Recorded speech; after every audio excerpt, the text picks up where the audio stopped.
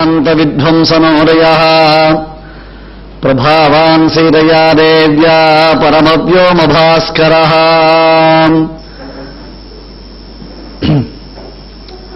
पारावारपयो विशोषणकलाः पारीणकालानलज्ज्वालाजालविहारहारविशिकव्यापारघोरक्रमः सर्वावस्थसकृत्प्रपन्नजनता संरक्षणैकव्रतिः धर्मो विग्रहवान धर्मविरतिम् धन्वी सतन्वीतनः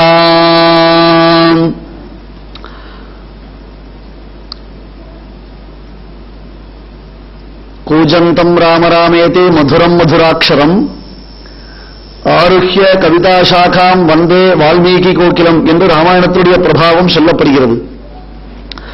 வால்மீகி ஆதிகுரு கவிகுல குரு என்பதாக வால்மீகிக்கு ஒரு பெருமை உண்டு. கவி கோகிலமாம் அவர்.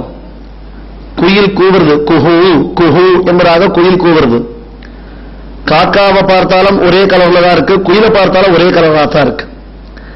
இதுல காக்கா குயில் எப்படி சுவாமி நாம வித்தியாசம் தெரிஞ்சுக்கிறது? சில பேர் தாங்க கூட கவிஞர்கள் பேரரசுக்கள் அப்படின்னு பேர் வச்சுருக்கா. வால்மீகியும் அப்படித்தான் பேர் வச்சிருக்காரு. ஆனா வால்மீகிக்கு மற்ற பேர் வைத்தார்கள். வால்மீகி தான் கவி பேரரசு சொல்லிக்கல, தன்னை கவி சக்கரவர்த்தி சொல்லிக்கல. அவர் ராமாயணத்தை தான் இயற்றணும்னு ஆசைப்பட்டாரே தவிர்த்து தான் ஒரு பெரிய கவிதா சார்வபௌமன் என்று பெயர் வாங்கணும் என்று நினைச்சதில்லை. ராமனுடைய சரித்திரங்களை சொல்லணும், ராமனுடைய பிரபாவங்களை பேசணும், இதை தவிர்த்து வால்மீகிக்கு வேறொரு நோக்கம் இல்லை. அந்த மாதிரி காக்கா குயில் ரெண்டும் ஒரே கலர்ல இருக்கு. கவிகள் என்று தங்களை கூறிக்கொள்பவர்களும் இருக்கிறார்கள், ஒரிஜினலான கவிகளும் இருக்கிறார்கள்.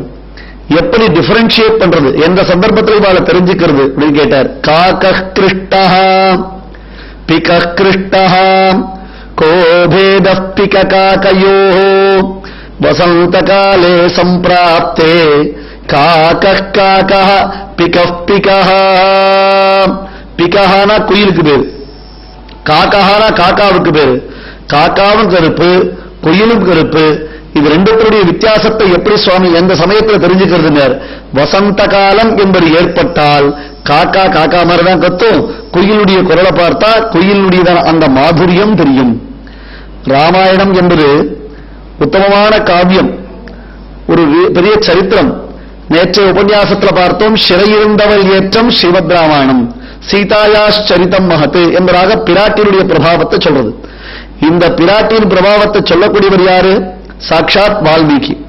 வால்மீகிய நாம இப்ப குயிலாக பேசுகிறோம். குயிலை போன்றவர் வால்மீகி.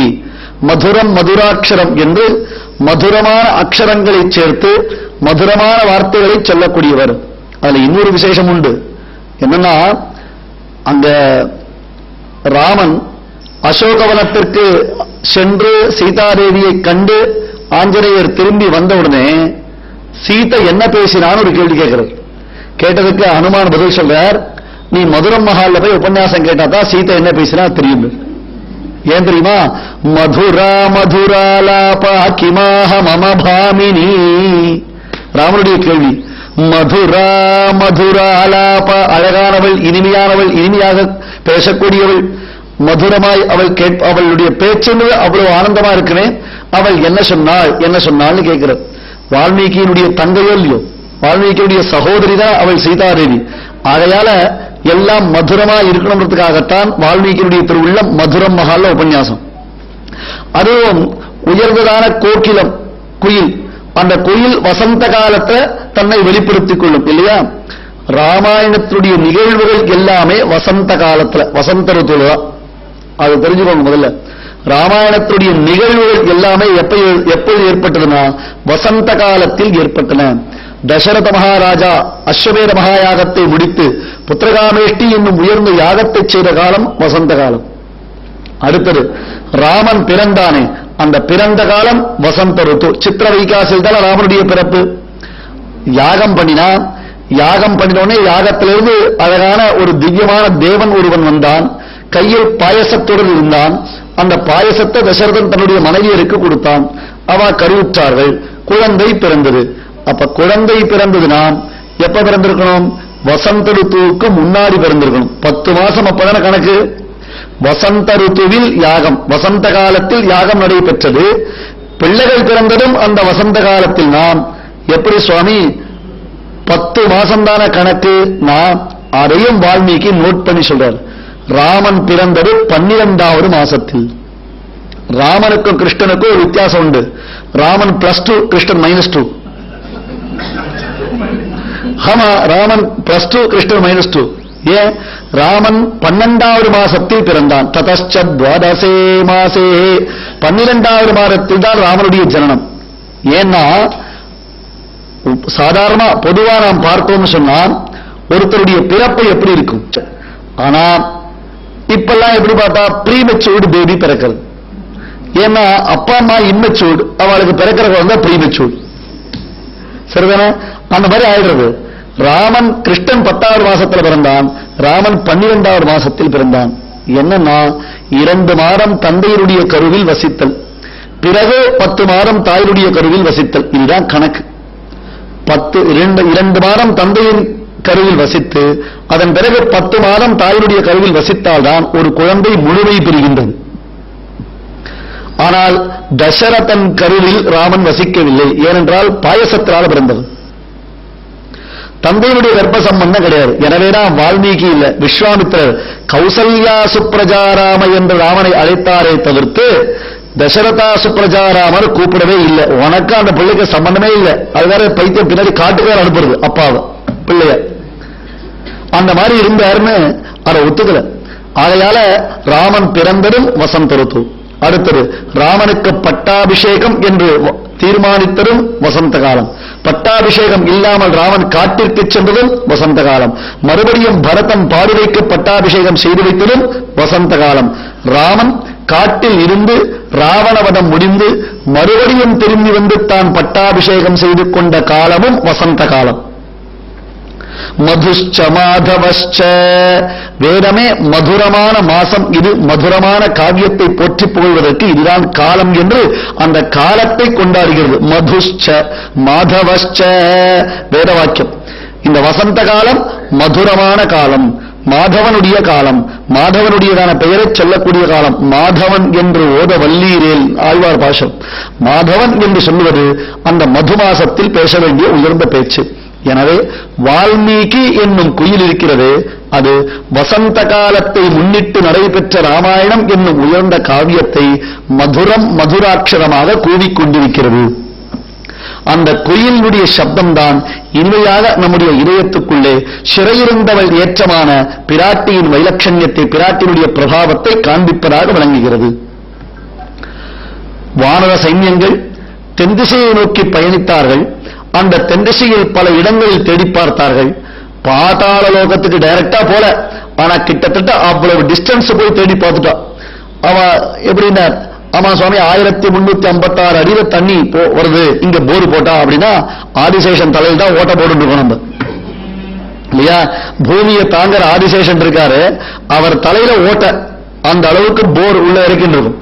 அவ்வளவு டீப்பா போய் பிராட்டியை தேடி பார்த்துட்டு கடைசியில சீதை எங்கேயுமே கிடைக்கலையே, எங்க அவளை தேடுவது? இனி அவளை தேடுவதற்கு சமயம் இல்லை. மறுபடியும் நாம் திரும்பி சென்றால் சுக்ரீவ மகாராஜா நம்மை உயிருடன் விடமாட்டான். அவன் கையால் மடிவதை விட நாம் இப்படியே மடிந்து விடுதல் நலம் என்று தீர்மானித்தார்கள் அந்த வானவர்கள். அதற்காகவே கடற்கரையில் மாபெரும் உண்ணாவிரதத்தை அவர்கள் ஆரம்பிக்க, எல்லாரும் ராமனுடைய திருநாமத்தை சங்கீர்த்தனம் செய்து கொண்டிருப்பதைக் கண்டு சம்பாதி என்னும் அந்த பறவையரசன் அருகே அணுகினான். வந்தவன் விஷயங்களை தெரிஞ்சின்றான். தன் தம்பி ஜட்டாயு என்பவன் இறந்தான். அந்த செய்தியை கேட்டு தன் தம்பிக்கு செய்ய வேண்டியதான பித்ருக்கடன்கள், அந்த தர்ப்பணங்களை எல்லாம் ஒரு பறவை செய்தது. அது செய்து முடித்தது ஆயிரத்து. அப்புறம் கூர்ந்து பார்த்தது, சீதாதேவி அசோகவனத்தில் இருப்பதை கண்டுணர்ந்தார்கள். யாரெல்லாம் இங்கிருந்து லங்கைக்கு போவதற்கு சக்தி உடையவர்கள் என்பதாக ஆராய்ந்து பார்த்து ஒவ்வொருத்தரா யோசிச்சு பார்த்தார். நான் 10 யோஜனை, 20 யோஜனை, 30 யோஜனை, 50 யோஜனை. இந்த வீட்டுல பலகாரங்கள் பண்ணுவாங்க, வீட்டுல இருக்க பெரியவங்க. அது பலகாரம் பண்றது மற்றவங்க சாப்பிடறதுக்கு தான். ஆனா என்ன காரணமோ தெரியல, மற்றவங்க சாப்பிடாம அதை தூக்கி மேல கொண்டு போய் பரணையில வைப்பாங்க, லேப்ட்ல வச்சிருவாங்க. அதாவது அவங்க கொடுத்தாலா சாப்பிடணும், மற்றவர்கள் தானா எடுத்து சாப்பிடக்கூடாது. அது ஒரு பிரின்சிபல், நல்ல பிரின்சிபல், நல்ல கொள்கை அது. அதை நல்லா ஒரு டப்பால போட்டு அழகா மூடி வச்சு ஒரு ஸ்டூல் மேல ஏறி அதை கொண்டு போய் அந்த லேப்ட்ல வைக்கிற வரையிலும் அவங்களுக்கு ஒரு பிரச்சனை இல்லை. அதுக்கப்புறம் கீழே இறங்கச்சதான் இருக்குது கச்சேரி. அந்த ஸ்டூல் கிரிகின்னு ஆடும், தலை அப்படியே கிரிகின்னு சுத்தம், பிடிப்பு இருக்காது, கீழே இறங்க முடியாது.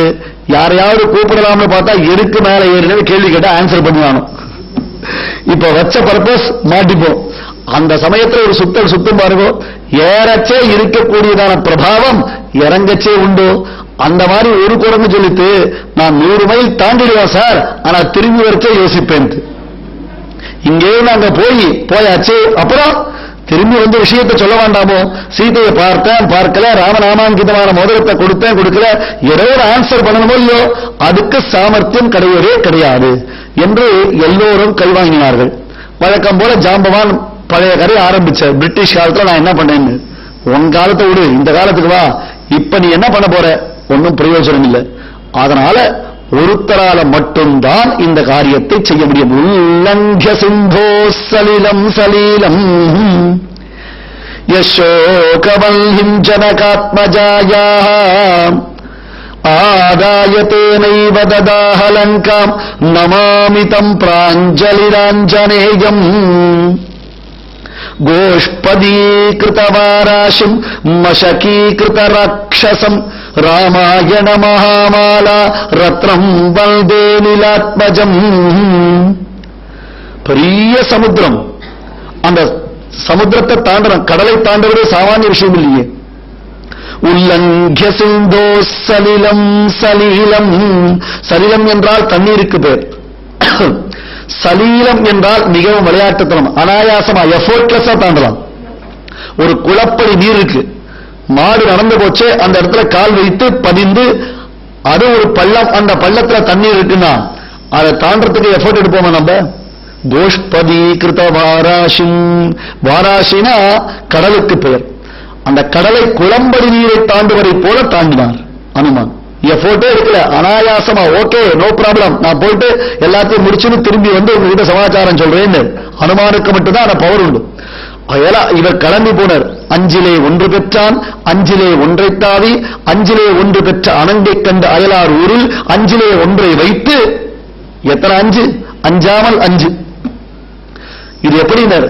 அந்த பரபிரம்மத்துடைய ரூபத்தை அறிய வேண்டும், அந்த பரமாத்மாவை நாம் அறிய வேண்டும், பரமாத்மாவை அடைய வேண்டிய ஜீவனுடைய தன்மையை அறிய வேண்டும், பரமாத்மாவான எம்பெருமானையும் ஜீவனையும் அறியவிட்டாமல் தடுக்கக்கூடிய விரோதம் என்ன, எது நம்மை விரோதமாக தடுக்கிறது, இதையெல்லாம் அறியக்கூடியதான ஞானத்தை நாம் பெற வேண்டும் என்பதற்காகத்தான் பரம வைஷ்ணவரான கம்பநாட்டாழ்வான் அர்த்த பஞ்சகம் என்னும் 5 கொள்கைகளை உள்ளடக்கிய இந்த பாசுரத்தை இட்டார்.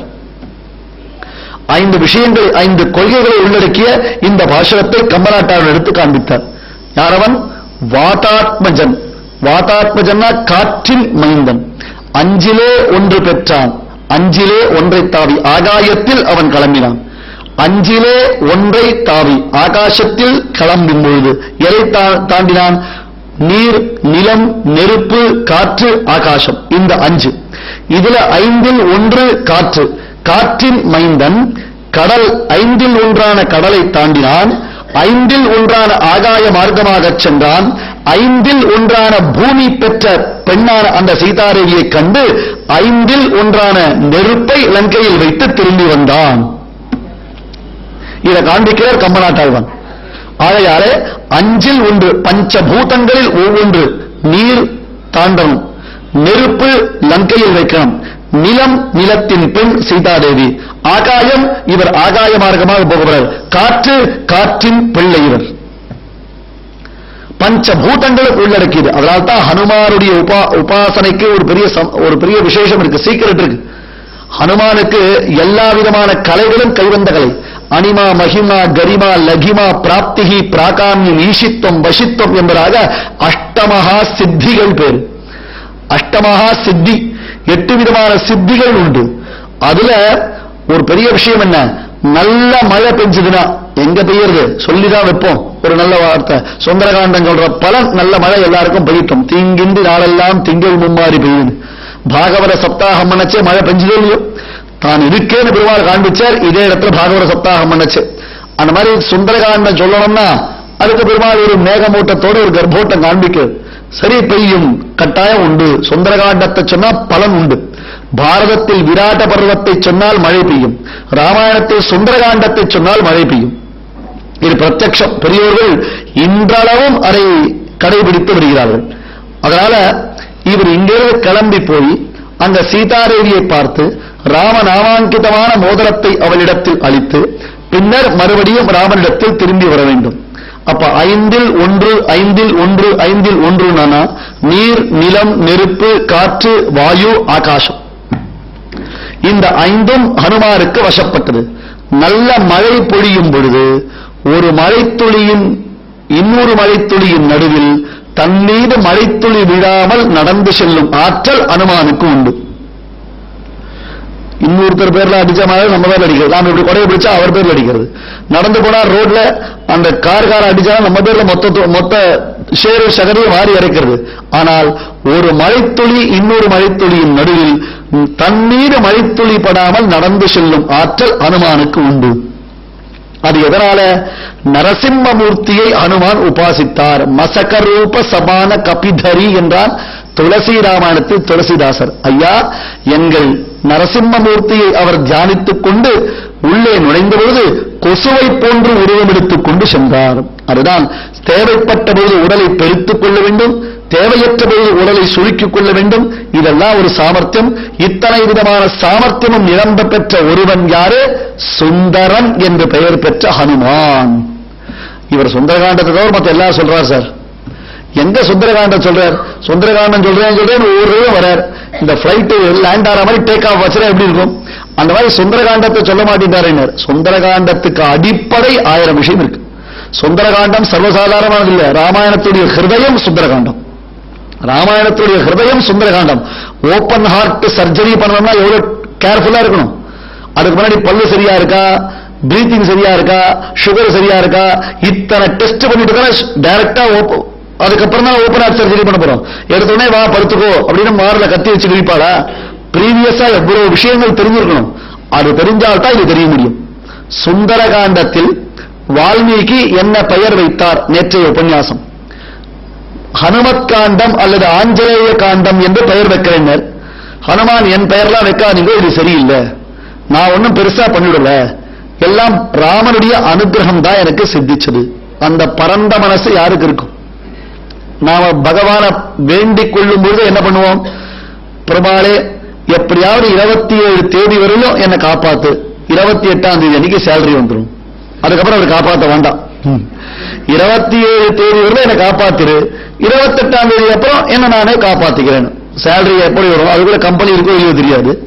இல்ல கம்பெனி இருந்தா இவனுக்கு யாராவது கம்பெனி கொடுத்தாலும் வீக்கெண்ட் பார்ட்டி போனோம்னா அவனுடைய எண்டு வீக்கா போயிடுறது. இல்ல வீட்டுக்கு வரத்துக்குள்ள அவங்க கிட்ட இருக்கக்கூடிய பர்ஸ் காலியா போறது. எவ்வளவு இருக்கு, நம்ம எதிர்பார்க்காம எத்தனை விஷயங்கள் நடக்கிறது. ஆனா பெருமாள்கிட்ட போய் நாம வேண்டிக்கச்சே மட்டும் என்ன வேண்டிப்போம்?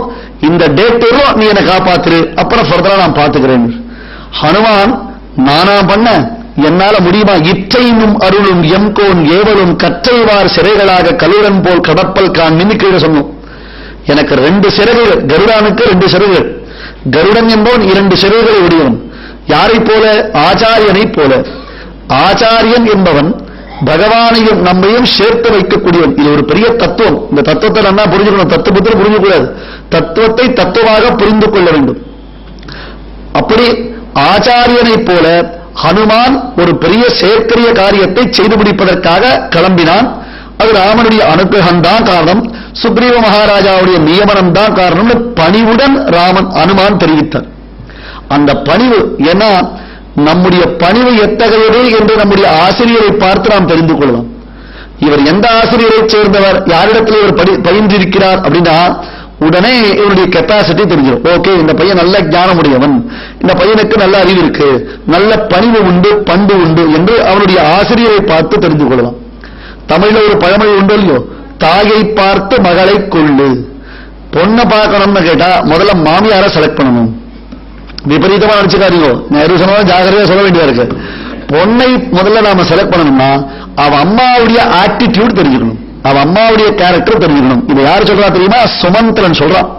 டேய் தசரதா, எவ்வளவு தடவை சொன்ன கைகேயி உனக்கு சூட் ஆக மாட்டான்னு. ஏன்னா கைகேயுடைய அம்மா கேரக்டர் அப்படி. கேகய மகாராஜாவுக்கு ஒரு சீக்ரெட் தெரிஞ்சது.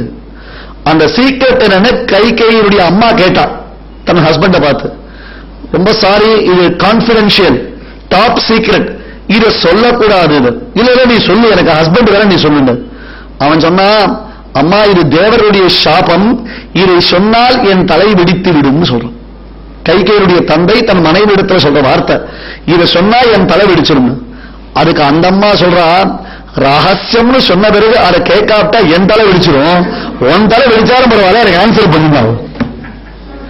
அதுக்கப்புறம் ரொம்ப கடுப்பா என்ன பண்ணிட்டான், அவளை நாடு கடத்திட்டான், அவளை ஊரை விட்டு வெளில அனுப்பிச்சிட்டான். அதை சுமந்திரன் இப்ப சொல்றான். அவள் கேரக்டர், அவ அம்மாவுடைய கேரக்டர் தெரியுமோ இல்லையோ, அதை அப்பயே சொன்ன. இப்ப மறுபடியும் பொண்ணை செலக்ட் பண்ணிட்டு கடைசியில நீ செத்து போற அளவுக்கு உன்னுடைய பெண்டாட்டி ஒரு இடத்துல வர வாங்கியிருக்கா பாரு. தாயை பார்த்து மகளை கொள்ளு, குருவை பார்த்து சிஷ்யனை நாம் அறியலாம்.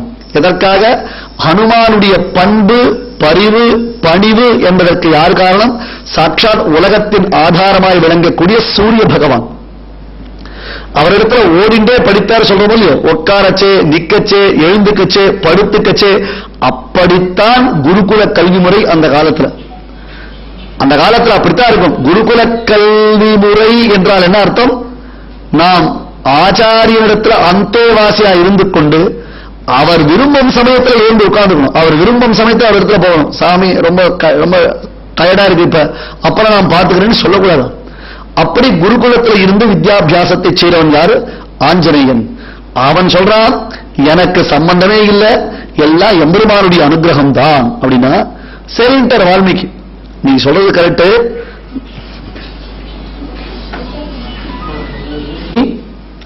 நான் எந்த காரியத்தையும் பண்ணல, எல்லா ராமனுடைய அனுகிரக விசேஷத்தினால் தான் சித்திச்சது, தயவு செய்து என் பெயரை வைக்காதீங்கன்னு சொல்லிட்டார்.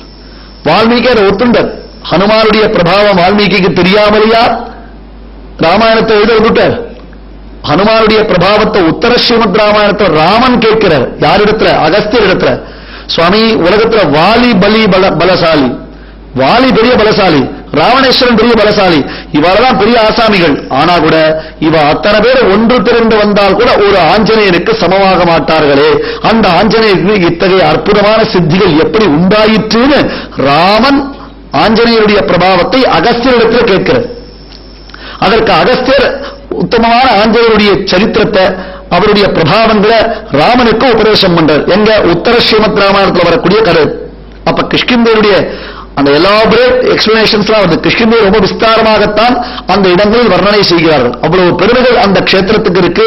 அது தவிர ஆஞ்சநேய சுவாமிக்கு அவ்வளவு பெருமை இருக்கு. ராமன் ஹனுமானை கொண்டாடுகிறான். உலகத்துல எல்லாருமே ஹனுமானை கொண்டாடுறான். வால்மீகிக்கும் ஹனுமார் பேர்ல ஒரு பிரியம் உண்டு.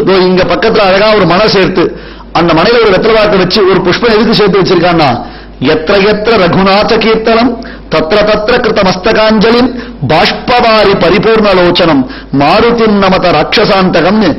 எங்கெங்க ராமாயண பிரவச்சனங்கள் நடக்கிறதோ, எங்கெங்க ராமாயண பட்டணங்கள் நடக்கிறதோ, எங்கெல்லாம் ராமநாமாக்கள் விளங்குகின்றனவோ, அந்த இடத்துல மற்றவர்கள் அழைக்க வேண்டும் அழைக்க வேண்டாம் என்னும் எதிர்பார்ப்பு எதுவும் இல்லாமல் ஆஞ்சநேயர் தானா வந்து உட்கார்ந்து இருப்பாராம். அவருக்கு முதல்ல ஸ்தானத்தை இட்டுத்தான் நாம் மற்றவர்கள் அமர வேண்டும் என்பது ஒரு மரபு. அப்படித்தான் ராமாயணத்துடைய பிரவச்சனங்கள் எங்குமே ஏற்படும். அதுக்காகத்தான் இந்த மனம், அதுக்காகதான் இந்த கோலம், அதுக்காகத்தான் இந்த புஷ்பம். இது ஆஞ்சநேயருடைய ஸ்தானம். அவரை பார்த்து சேவிச்சுட்டு நாம உட்கார்ந்தால்தான் அஜாட்யம் வாக் பட்டுத்வம் ச என்று நம்மால் இந்த சுந்தரகாண்டத்தில் ஏதோ 4 விஷயங்களை பேச முடியும். அப்படிதான் பேச முடியாது. அவர் பிரபாவத்தை வால்மீகி அறிந்தவர். எப்படி அறிந்தவர்? பிரம்மா அனுகிரகம் பண்ணியிருக்கார் வால்மீகிக்கு.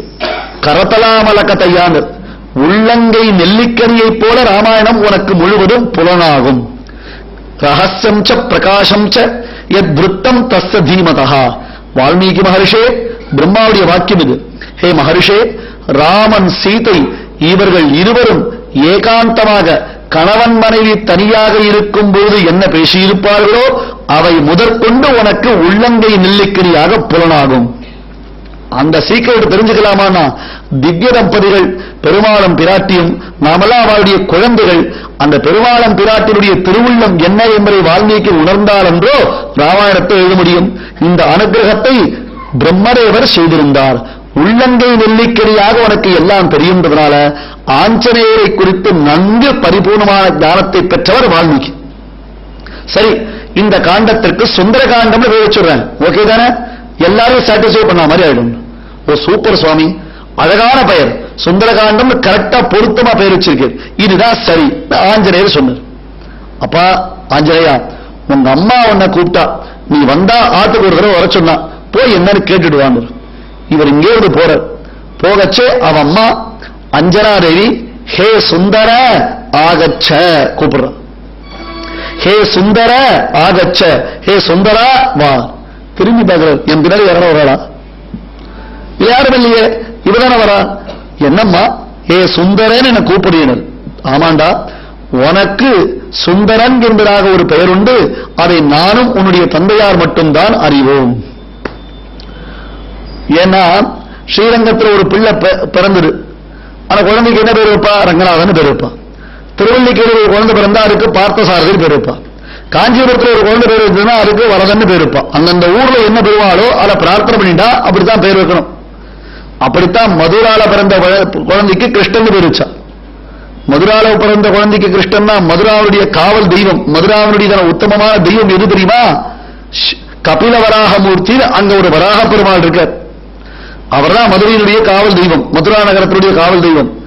அவரை தேவகி வேண்டிண்டா, ஐயோ 6 குழந்தை பிறந்தது, கம்சன் மொத்தத்தையும் கல்லுல மோதி கொண்டுட்டான், 7வது குழந்தை அபார்ஷனா எடுத்து அந்த குழந்தை பழிச்சுடா பழுக்கையா எங்க போச்சு ஒண்ணுமே தெரியல, 8வது குழந்தையாவது பிறந்தது சொன்னா, அப்பா பிரபோ உன் பெயரை அந்த குழந்தைக்கு வைக்கிறேன். வராக பெருமானுக்கு கிருஷ்ணன் என்பது பெயர். தெரியுமோ? நாமெல்லாம் திருமண் இட்டுக்கிறதா இருந்தா, இட்டுக்கிறவாளுக்கு சொல்றேன், இட்டுக்கச்சே நெத்திக்கு இட்டுக்கும் பொழுது கையில் அந்த திருமண்ணை எடுத்து குழைக்கச்சே சொல்ல வேண்டிய மந்திரம், அம்மா பூமி தேவியே, நீ கிருஷ்ணன் என்று பெயர் பெற்றவனான வராக பெருமாளால் காப்பாற்றப்பட்டாயே, அப்படி விளங்கும் பூமி தாயாரே, நீ என்னை எல்லா விதமான இன்னல்களில் இருந்தும் காப்பாற்றுவாயாக என்று பிரார்த்தித்துக் கொண்டு இட வேண்டும். அங்க வேதத்துல வராக பெருமாளுக்கு என்ன பெயர்? கிருஷ்ணன் என்று பெயர். அந்த பெயரைத்தான் தேவகி தன் பிள்ளைக்கு வச்சா, கிருஷ்ணன். அந்த ஊர்ல பிறந்த அந்த ஊர் பெருமாளுக்கு என்ன பெயரோ அந்த பெயர் தானே பிள்ளைகளுக்கு வைப்பார்.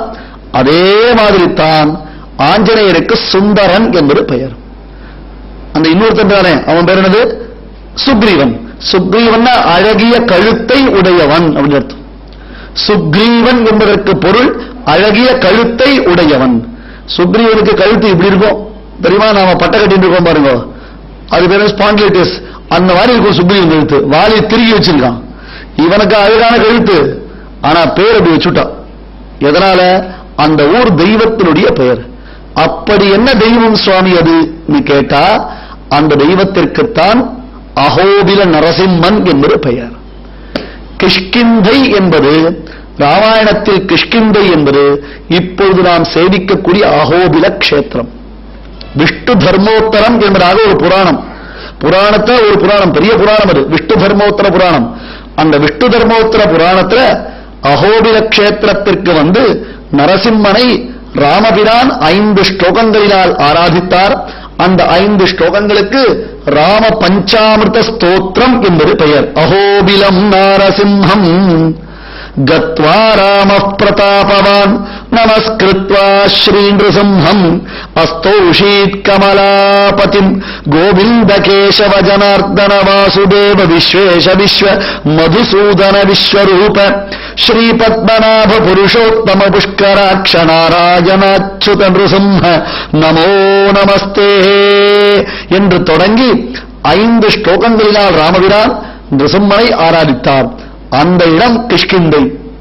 கிம் கிம் நதத்தே இது கிஷ்கிந்தா, எதைத்தான் அளிக்காது, எதைத்தான் அளிக்காது. கிம் கிம் நதத்தே, எதைத்தான் நமக்கு அளிக்காது. அந்த நிருசிம்மனை பிரார்த்தித்தோமையானால் நன் அரசிம்ஹாத் அதிகச்ச தெய்வகா, நிருசிம்மனை விட உயர்ந்த தெய்வம் என்று உலகத்தில் எதுவும் இல்லை என்று புராணங்கள் கொண்டாடும் அந்த நிருசிம்ம கஷேத்திரம், அதனுடைய தொடர்ச்சி. வதனம் வெங்கடகிரிஹி மத்தியமஹா நிருஹரி கஷேத்திரம் புச்சஸ்து ஸ்ரீசைல நித்தியதீரிதம். பெரிய மலையினுடைய தொடர்ச்சி, அதனுடைய முகபாகம். அந்த முகபாகம்தான் வெங்கடகிரி என்னும் விசேஷமான திருமலை. மத்தியம பிரதேசம் அகோபில கஷேத்திரம். அதனுடைய டைல்னா எது? அதனுடைய வால் பகுதி. அது சிவக்ஷேத்திரம் ஸ்ரீசைலம் என்று பெயர். அந்த தொடர்ச்சியில கடைசியில வரக்கூடிய இடம் தான் என்ன பேரு அப்படின்னு கேட்டா, அது இப்ப இந்த ஆட்சி மாற்றத்தினாலே பிரிக்கப்பட்ட ஒரு பகுதி பெல்லாரி அப்படின்னு சொல்லியோ. அந்த பெல்லாரியில் பிலஹரி. பிலஹரி என்றால் குகைக்குள் சிம்மம். பிலஹரி என்றால் குகைக்குள் சிம்மம். மாரிமலை முழங்கில் மண்ணி கிடந்திருக்கும் பாசுரம் என்ன ராகம்? குகைக்குள் சிம்மம், பிலஹரி ராகம். நரசிம்மன் அனுப்ரோவே, ஸ்ரீ லட்சுமி நரசிம்மன் அனுப்ரோவே, பிலஹரி ராகம். அதனால சிம்மத்துக்கு ஏற்ற ராகம் இது அஹோ பிலம், பிலஹரி. அந்த நரசிம்மனுக்கு என்ன பேரு? சுந்தர சிராய ரமதாம் தொய் மனோமி நல்தித சுரேஷ நரசிம்ம நரசிம்ம நரசிம்ம நரசிம்ம. வாதிகேசரி அழகிய மணவாள ஜியர் நரசிம்மன ஸ்தோத்திரம் அனுச்சே சுந்தர அழகியால் தானே அறிவுருவல் தானே அறிவார். நாரசிம்ம பபு ஸ்ரீமான் சஹசிரநாமம். எவரொருவன் நிருசிம்மனோ ஆகையாளன்றோ அவன் ஸ்ரீமான். அப்ப அழகு என்று பெயர் பெற்றவன் யாரு? நிருசிம்மன். அந்த நிருசிம்ம கஷேத்திரத்தில் பிறந்த குழந்தைக்கு என்ன பேரு? சுக்ரீவன். அழகிய கழுத்தை உடையவன், அழகியதான வடிவழகை உடையவன் என்று ஹனுமானுக்கு சுந்தரன் என்று அஞ்சலாதேவி பேர் வச்ச. ஹனுமானுக்கு தூக்கி வாரி போட்டது. ஓ, நமக்கு சுந்தரன் ஒரு பேர் உண்டா? ஆமா. அதனால்தான் வால்மீகி இந்த காண்டத்திற்கு சுந்தர காண்டம்னு பேர் வச்சுட்டார். நாம ஆஞ்சநேய காண்டம்னு வைக்காதே, ஹனுமத் காண்டம்னு வைக்காதேன்னு கரெக்டே வானான்ட்டார். ஆனா கடைசியில் என்ன பண்ணிட்டார் வால்மீகி? அவர் நினைச்சத சாதிச்சுட்டார். நம்ம பெயரை வைப்பதற்காகத்தான் இப்படி அழகான ஒரு காரியத்தை பண்ணிருக்கார். ஆனால் நமக்கு இந்த பெயர் உண்டு இதுவரைக்கும் நமக்கே தெரியாது, எனக்கே தெரியலையே. ஆமாப்பா, உங்க அப்பாவுக்கு தெரியும், எனக்கு தெரியும். அப்புறம் வால்மீகிக்கு எப்படி தெரியும்? பிரம்மாவுடைய அனுகிரகத்தினால தெரியும். அனுமானுடைய பிரபாவத்தை முழுவதும் நன்கு வர்ணிப்பதினாலே இந்த காண்டத்திற்கு சுந்தர காண்டம் என்பது பெயர். அடுத்தது இதுல மற்றொரு முக்கியமான விஷயம் உண்டு. இதுல அறிய வேண்டிய தத்துவம் என்னென்ன? சுவாமி ஸ்ரீ வேதாந்த தேசிகன் அபயப்பிரதான சாரம் என்று ஒரு கிரந்தம் அருளி செய்திருக்க. 2 மகான்கள் அபயப்பிரதான சாரம் அருளி செய்திருக்க. ஒருத்தர் பெரிய வாச்சான் பிள்ளை, வியாக்கியான சக்கரவர்த்தி. 4000 திவ்ய பிரபந்தங்களுக்கு உயர்ந்த வியாக்கியானத்தை அருளி செய்த மகான் பெரியவாச்சான் பிள்ளை, வியாக்கியான சக்கரவர்த்தி. அவர் அபயப்பிரதான சாரம் என்று ராமாயணத்துடைய தத்துவங்களை எல்லாம் திரட்டி ஒரு நூல் இயற்றியிருக்கிறார். அதே போல சுவாமி ஸ்ரீ வேதாந்த தேசிகன் அபயப்பிரதான சாரம் என்று ராமாயணத்துடைய தத்துவங்களை எல்லாம் திரட்டி ஒரு நூல் இயற்றியிருக்கிறார். அந்த அபயப்பிரதான சாரத்தில் ஒரு முக்கியமான விஷயத்தை எடுத்து காண்பிக்கிறார். இப்ப சீதை லங்கைக்குள்ள சிறை இருக்கிறார். லங்கை சமுத்திரத்தினாலே சூழப்பட்ட ஒரு பெரிய ஊர். சமுத்திரத்தை தாண்டித்தான் லங்கைக்கு போக முடியும். ராமன் சீதை எங்க இருக்கா என்பது தெரியாமல் ராமன் தவித்துக் கொண்டிருக்கிறான். ஹே மரமே சீதையை பார்த்தியா, மயிலே சீதையை பார்த்தியா, குயிலே சீதையை பார்த்தியான்னு பார்க்கக்கூடிய வஸ்துக்கள் அனைத்திலும் அவன் ராமன் சீதையை தேடிக்கொண்டிருக்கிறான். ராமனை யார் ஆறுதல் படுத்துவது? ராமனுக்கு எங்கிருந்து ஆறுதல் கேட்டா, லக்ஷ்மணனால கூட ராமனுக்கு ஆறுதல் சொல்ல முடியல. அந்த சமயத்தில் தான் ஆஞ்சநேயனுடைய அசோசியேஷன் ராமனுக்கு கிடைக்கிறது. கிஷ்கிந்தா காண்டத்தில் 3வது சர்க்கத்தில் முதல்ல ராமன் லக்ஷ்மணனை ஆஞ்சநேயன் சேவிக்கிறார். அது முதற்கொண்டு ராமதாசனாகவே ராமனிடத்தில் அணுக்கமாக ஆஞ்சநேயன் சேர்ந்துட்டான். இது எப்படி இருக்கு அப்படின்னு கேட்டா, பரமாத்மா ஜீவாத்மா இது ஒரு தத்துவம். கொஞ்சம் நல்லா கூர்ந்து கவனிக்க வேண்டிய விஷயம் இது. பரமாத்மா ஜீவாத்மா, நாமெல்லாம் ஜீவாத்மாக்கள். அடுத்தது பரமாத்மா பகவான். அதே இப்ப இங்க உபன்யாசத்துக்கு வரேன். உபன்யாசத்துக்கு வரச்சு அதுக்கு முன்னாடி டிஃபன் சாப்பிட்டு கையை காலெல்லாம் அலம்பிட்டு வரணும். டிஃபன் சாப்பிடுச்சு இந்த மோதிரத்தை கட்டி ஒரு இடத்துல வச்சுடுறேன். வச்சுட்டு டிஃபனை சாப்பிட்டு கையை காலெல்லாம் அலம்பிட்டு வேகமா கிளம்பி உபன்யாசம் வந்துட்டேன். தண்டரை தாண்டின பிறகுத்தான் தெரிகிறது கையில மோதிரம் போட்டுக்கலன்னு. தண்டரை தாண்டி வந்தாச்சு. அதெல்லாம் மோதிரத்தை எங்க மறந்து வச்சோம்? எங்க வச்சோம்? வாஷ் பேசின்ல வச்சோமா, சமையல் ரூம்ல வச்சோமா, இல்ல பெட்ரூம்ல வச்சோமா, இல்ல காருக்குள்ள எங்க வச்சோமா, எங்க வச்சேன்னு மனசு முழுக்க அந்த மோதிரத்துடைய சிந்தனை. உபன்யாசம் முழுக்க மோதிரம் மோதிரம் மோதிரம் தான். ராமநாமாங்கிதமான மோதிரம் இல்லை. இப்ப என் மோதிரத்துல சிந்தனை கொடுத்து, ராமன் கொடுத்த மோதிரத்துல சிந்தனை போல இப்ப என் மோதிரத்துல சிந்தனை வந்துடுத்து. இப்ப மனசு முழுக்க என்ன எடுத்து ஐயோ 4 பவுன் மோதிரமாச்சு, அது இன்னைக்கு என்ன காரணம், இன்னைக்கு வேற 282 ரூபாய் ஏறி இருக்கு, இதெல்லாம் மேக்சிமம் போட்டு டோட்டல் போட்டா எப்படி இருக்கும், இதெல்லாம் மனசுக்குள்ள ஓடுறது. யோசிச்சுட்டே இருக்கேன், மனசு தவிச்சுட்டு இருக்கு. ஆனால் அந்த இடத்துல வச்சனேன், ஏதோ ஒரு இடத்துல வச்சுட்டேன். இந்த மோதிரம் ஐயோ நம்ம எஜமானன் நம்மளை விட்டு என்ன தவிக்கிறாரோ, ஏற்கனவே அவருக்கு மைண்ட் ஒரு சைடா செட்டப்பா இருக்காரு, இப்ப நம்மள வேற நினைச்சிருந்தாருன்னா அவர் ஒரு மாதிரி குழம்பி போயிருப்பாரு, அவருக்கு நாம இருக்கக்கூடிய இடத்தை எப்படி இன்ஃபார்ம் பண்றது அப்படின்னு இது நினைச்சுக்கிறதா? இந்த மோதிரம் நம்ம நினைச்சு பார்க்குமா? பார்க்கவே பார்க்காது. என்ன பண்றது? நாம் அதை விடுத்து வந்து அதை எப்பொழுதும் நாம் நினைத்துக் கொண்டிருக்கிறோம், ஆனால் அது நம்மை நினைத்துக் கொண்டிருப்பது இல்லை. அதுபோலத்தான் பகவானை விட்டு நாம் ஜீவர்களாகிய நாம் தொலைதோறும் வந்துட்டோம், ஆனால் அவனை விட்டு பிரிந்திருக்கிறோமே என்னும் நினைவு நமக்கு உண்டாவதே இல்லை. நாம் இருக்க வேண்டிய இடம் எது தெரியுமா? இந்த மார்புல ரங்கநாதர் அப்படி மார்பை நெரிச்சிட்டு இருப்பான், வரதராஜ பெருமாள் அப்படி நிமிர்ந்திருக்க, அவர் மார்புல நீலக்கல் பதக்கம் ஒண்ணு இருக்கும். அந்த நீலக்கல் பதக்கத்திற்கு கௌஸ்துபரத்னம் என்று பெயர். அதுக்கெல்லாம் மதிப்பே கிடையாது, அதுக்கெல்லாம் விலை மதிப்பே போட முடியாது, அந்த அளவுக்கு கௌஸ்துபரத்னம். அந்த கௌஸ்துபம் என்பது பார்க்கடலை கடைந்த போது மகாலட்சுமி தாயாரோட சேர்ந்து ஒன்னா வந்தது. பார்க்கடல் இருந்து திருவுடன் வந்த செழுமணி போல் திருமாலிதயம் மறுவிடம் என்ன மலரடி சூடும் வகை பெருநாம் கருவுடன் வந்த கடுவினையாற்றில் விழுந்துடலாது. திருவுடன் வந்த செழுமணி போல் திருமால் இதயம், திருவுடன் வந்த செழுமணி அந்த மகாலட்சுமி தாயாருடன் பிறந்த உயர்ந்ததான ரத்னம். அந்த ரத்னம் எங்க இருக்கு? அவன் மார்பில் இருக்கு. அது போன்றதொரு இடத்தில் இருக்க வேண்டிய நாம் அதை விட்டுட்டு எங்கேயோ வந்துட்டோம். பெருமாள் பக்கத்தில் இருக்க கோவில்ல போய் நல்ல ஆடி வெள்ளிக்கிழமை உற்சவங்கள் நடக்கிறது, பவித்ரோத்சவம் நடக்கிறது, ஸ்ரீசுக்த ஹோமங்கள் நடக்கிறது. எஸ்வி நகரத்தில் பெருமாளுக்கு மகாலட்சுமி தாயாருக்கு 15ஆம் தேதி என்று ஸ்ரீசுக்த ஹோமம் ரொம்ப கிராண்டா மகாலட்சுமியை ஸ்தோத்திரம் பண்ணி அந்த மகாலட்சுமி தாயாருடைய பிரபாவத்தை சொல்லி அவளை ஆராதிக்கக்கூடிய உயர்ந்த ஹோமம் 15ஆம் தேதி அன்னைக்கு நடக்கிறது. சண்டே தான், யாரும் எஸ்கேப் பண்ண முடியாது, போய் நன்னா அனுபவிக்கலாம். யாருக்கு பலசித்தி வேணுமோ அவ சேவிக்க போறான். அப்ப கோவிலுக்கு போறோம், நன்னா அலங்காரம் பண்ணி வச்சிருக்கா, பெருமாளுக்கு அலங்காரம், தாயாருக்கு அலங்காரம், நிறைய புஷ்பங்கள் சாத்திரிக்கா, நிறைய திருவாபரணங்கள் சாத்திரிக்கா. அதெல்லாம் சேவித்துக் கொண்டிருந்தால் கூட பக்கத்துல ஒரு மாமி புதுசா ஒரு புடவை கட்டி வந்தால்னா இது எங்க வாங்கினேன், ஆரணிப்பட்டு மாதிரி தெரியலையே அப்படின்னு ஆசைப்பட்டு கேட்பாய்வா. வஸ்திரகலா பரம்பரா சாமுத்திரிகா எங்க ஊர்ல அது ஃபேமஸ், இந்த ஊர்ல இங்க என்ன போறது, ஆனா அங்க அதுதான் ஃபேமஸ் இல்லையா? அது உனக்கு அட்ராக்ஷன். இப்ப பெருமாள் விஷயத்துல உனக்கு டிஸ்ட்ராக்ஷன். என்ன எடுத்து எதிர இருக்கக்கூடிய பெருமாளை சேவிக்கல, இவனை ஞாபகம் வச்சிருக்கு. நேற்று கோவிலுக்கு போனமே பவித்ரோத்சவத்துல பெருமாளுக்கு வெள்ளை வஸ்திரம் தானே, சிகப்பு கரை வேஷ்டியா, பச்சைக்கரை வேஷ்டியா, நீலக்கரை வேஷ்டியா தெரியவே தெரியாது. 1.5 மணி நேரம் கோவில் இருப்போம், அந்த பெருமாளை உத்து பார்த்திருப்போம். ஆனா 6 மாசத்துக்கு முன்னாடி ஒரு கல்யாணத்துல ரிசப்ஷனுக்கு அந்த மாமி உடுத்தி வந்த புடவை இன்னைக்கு கரெக்டா ஞாபகம் வரும். இன்னைக்கு என்னன்னு கேட்டா ஞாபகம் வராது.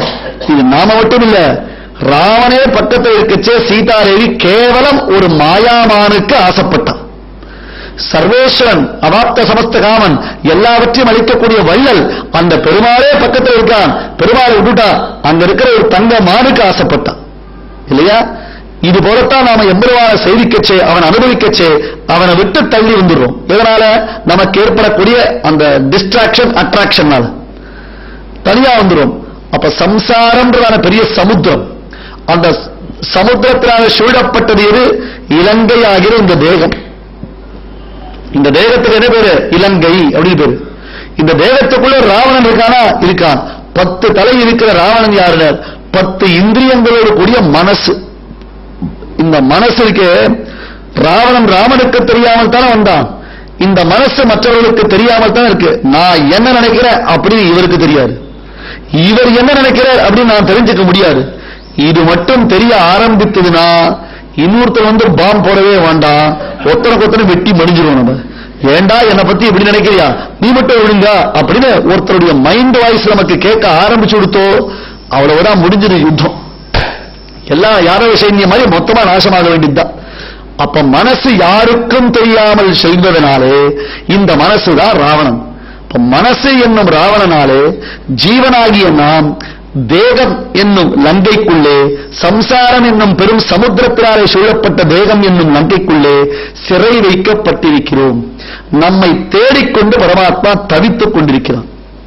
ஐயோ, இப்படி எழுந்துட்டோமே, இந்த 4 பவுன் போயிடுத்து, அது எங்க போச்சு, மறுபடியும் கையில கிடைக்குமா, மறுபடியும் கையில கிடைக்குமா என்று நாம் அதை நினைத்துக் கொண்டிருப்பதை போல பகவான் நம்மை நினைத்துக் கொண்டிருக்கிறான். அந்த சமயத்தில் தான் ஒரு சத்குரு, நல்லதொரு ஆச்சாரியனுடைய சம்பந்தம் எம்பெருமானுக்கு ஏற்படுகிறது. ஆச்சாரியன்ற ஒரு மீடியேட்டர், அவனுக்கு ஜீவனாகிய நம்மளுடைய நிலைமையும் தெரியும், பகவானுடைய நிலைமையும் தெரியும். அப்ப பகவானை நம்மையை சேர்த்து வைப்பதற்கு நடுவில் எத்தனை தடங்கல்கள் ஏற்பட்டால் கூட அத்தனை தடங்கல்களையும் சமாளித்து சாதனை செய்யக்கூடிய வல்லமை பெற்றவன் ஆச்சாரியன். யாரை போல? ஆஞ்சநேயரை போல. சமுத்திரத்தை தாண்டுவது பெரும் சாதனை. அதன் நடுவில் மைனாகம் என்னும் மலை உண்டானது முதல் சோதனை. அடுத்தது நாகமாதா, சொரசா என்னும் நாகமாதா, அவள் வந்தது 2வது சோதனை. 3வது சிம்ஹிகை என்னும் ராட்சசி சாயாகிராகினி, அவள் வந்தது அடுத்த சோதனை. இத்தனை தடைகளையும் சோதனைகளையும் தாண்டி லங்கைக்குள்ளே கால் வைத்த மாத்திரத்தில் அந்த லங்கையில் லங்கினி என்னும் காவல் தேவதை, அவளால் உண்டான சோதனை, அதையும் தாண்டினான். உள்ளே சென்றான். பல இடங்களில் சீதாதேவியை தேடி பார்த்தான். சீதை கிடைக்கல, எங்கேயுமே கிடைக்கல. சோர்ந்து போயிட்டான். ஒருவன் ஒரு இடத்தில் சோர்ந்து விட்டானேயானால் எவ்வளவு முயற்சி, அவன் எவ்வளவுதான் ஆசைப்பட்டாலும் அவனுக்கு அவனுடைய காரியம் சக்சஸ் ஆகாது. சோர்வே இருக்கக்கூடாது.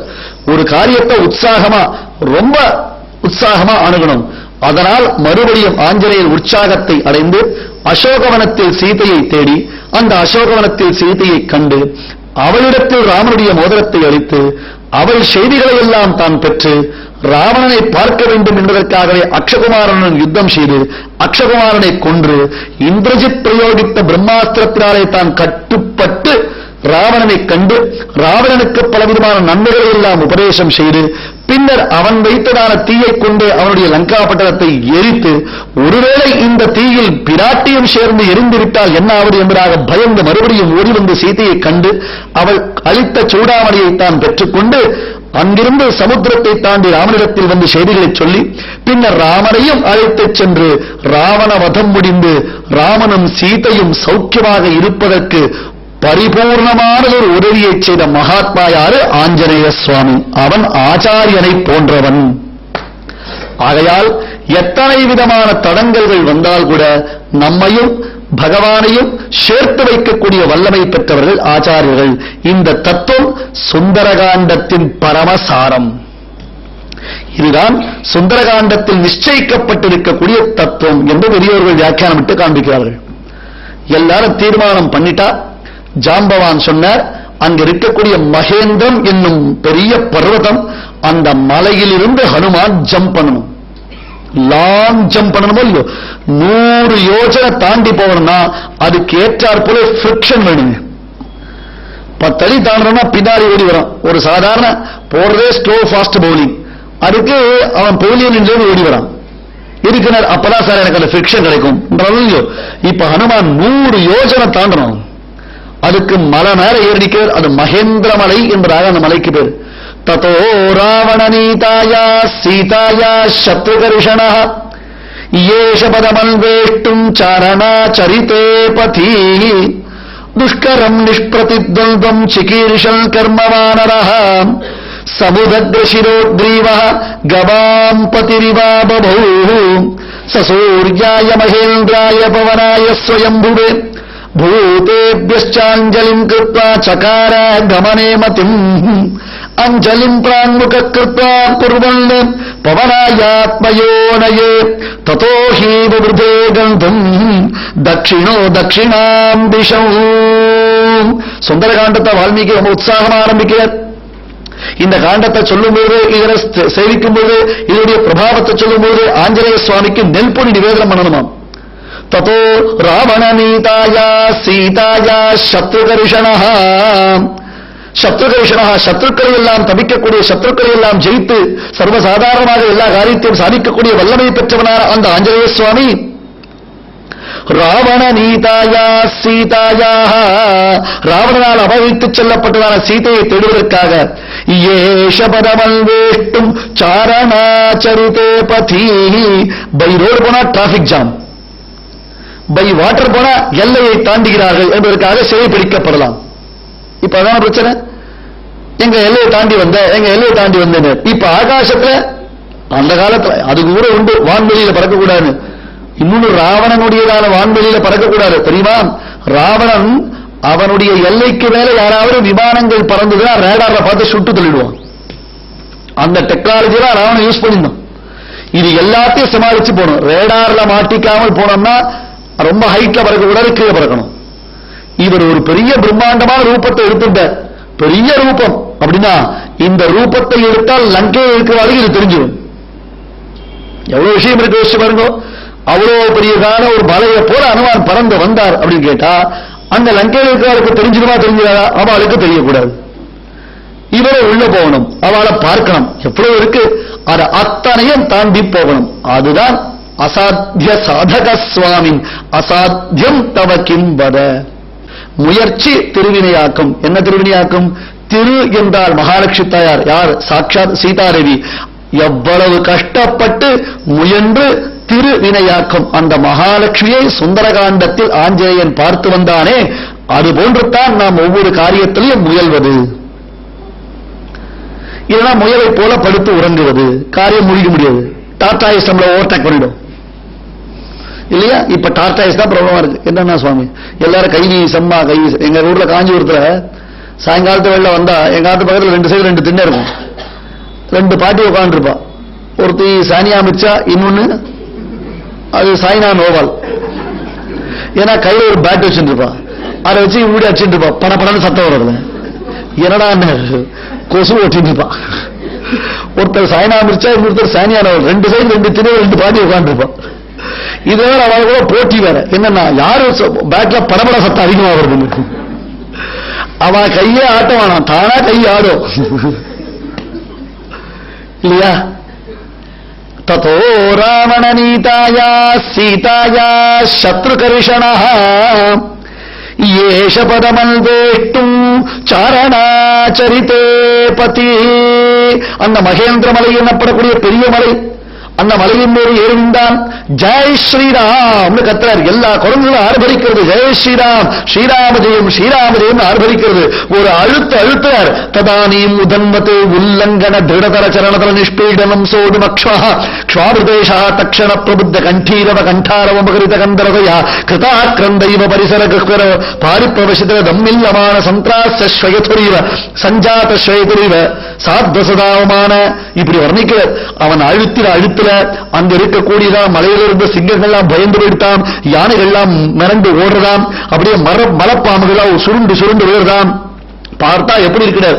ஒரு மனிதனுடைய உடம்பு வெடித்த பொழுது அந்த உடம்பிலிருந்து நாடி நரம்புகள் அனைத்தும் தெரித்து விடும், ரத்தமும் மாம்சமும் சிதறுவதைப் போல கைரிக்க தாத்துக்கள் மலையில் அந்த செங்காவி பொடிகள் இருக்கு, அதெல்லாம் பொடி பொடியா அடிச்சு அருவியில கலந்து வருது. மொத்த சிகப்பு கலர் இருக்கு. பார்த்தா ஒரு மலை, ஒரு மனிதனுடைய உடம்பு வெடித்தால் என்ன நிலையை அடையுமோ அது போன்ற ஹனுமானுடைய பாதத்தின் அழுத்தலால் அந்த மலை ஒரு நிலையை அடைந்தது. ஒரே டேக் ஆஃப் தான், யோசிக்கவே இல்லை.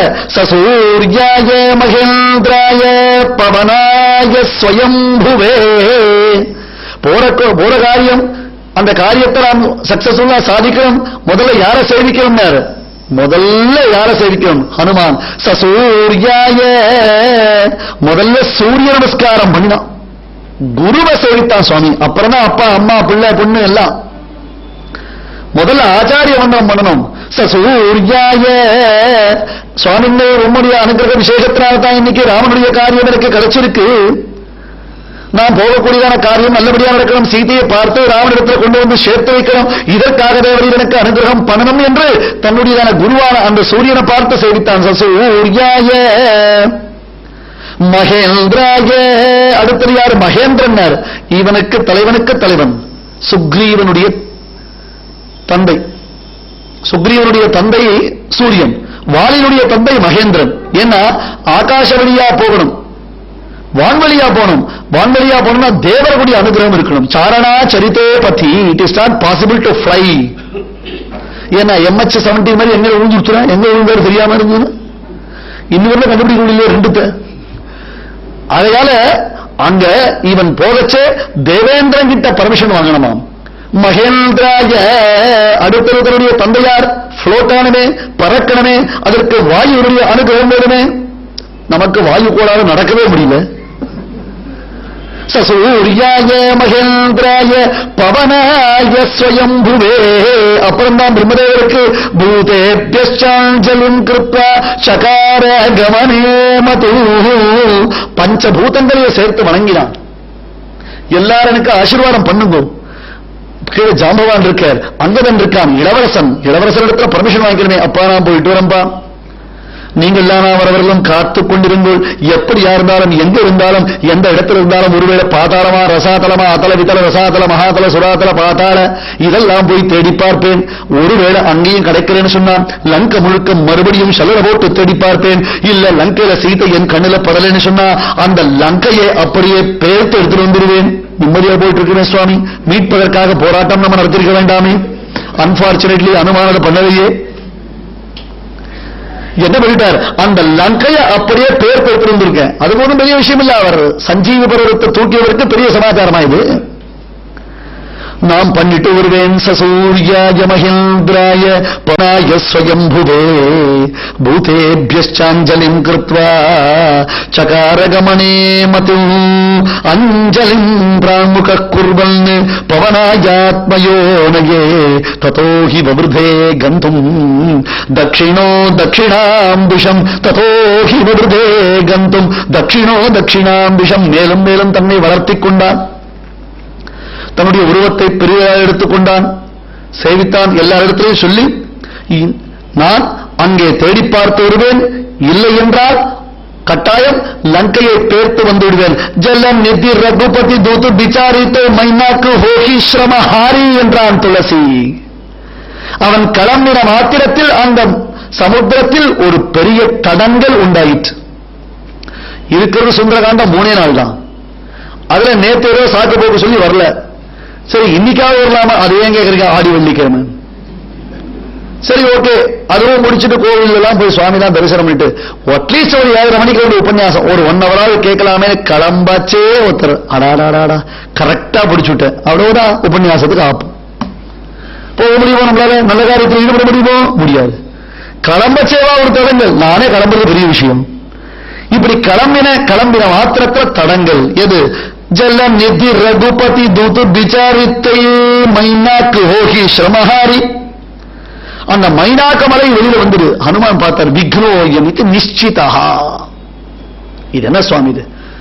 மைனாக்கம் எப்படி இருந்தது அப்படின்னு கேட்டா, அங்கே மாம்பாக்கம் கூட்டு ரோட்ல வேகமா 80 கிலோமீட்டர் ஸ்பீட்ல வரைச்ச திடீர்னு நடுவில் ஒரு ஃபிளைஓவர் வரும். கேட்டா ஸ்பீடு பிரேக்கர் மலை மாதிரிதான் போட்டு வச்சிருக்கான். அது போட்ட என் வண்டியிலே பம்பர் இடிக்கிறது. இதுல அப்ப சின்ன வண்டி போனா என்ன ஆகுது? அவ்வளவு பெரிய விக்னம். என்னையா அது? திடீர் ஒரு தடங்கள். போற பாறையை மறித்துக் கொண்டு இவ்வளவு பெரிய மழை வருது. விக்னோயமித்து நிச்சிதா என்று நினைத்து தன் மார்பினால அந்த மைனாகத்தை ஒரு அழுத்தழுத்துற. உடனே மைனாகம் கையை கூப்பி சேவிச்சது. அடடா ஆஞ்சலியா, நான் தப்பா நினைச்சுக்கார, நான் உனக்கு ஃப்ரெண்டு.